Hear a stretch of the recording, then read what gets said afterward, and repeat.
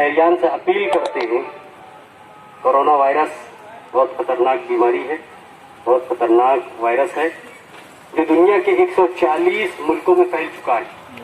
हुकूमतें इसका इलाज करने के लिए तदाबीर इख्तियार कर रही है, दवाओं का एहतमाम हो रहा है, लेकिन बेबस नजर आते हैं। इसलिए इस बीमारी से बचने के लिए कर्फ्यू लगाया गया है।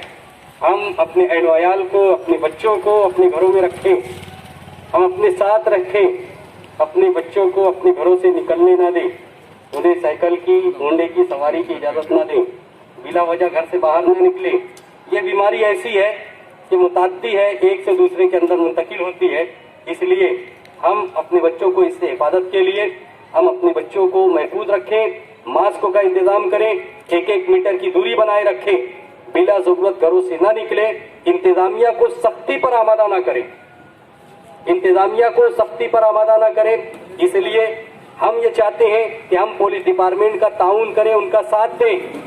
पुलिस डिपार्टमेंट हमारी राहत का काम कर रही है, हमारे लिए सहूलत का इंतजाम कर रही है। इसलिए हमारा काम है हम उनके लिए मदद और नुसरत का काम करें।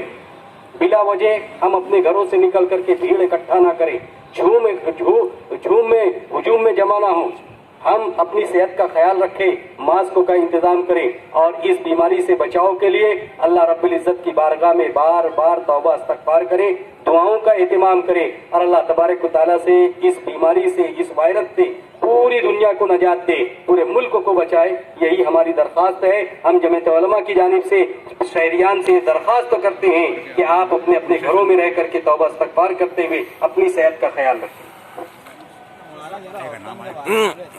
हाँ ना, एक साथ अगर आओ तो इनको 5-5 छुट्टियां दे।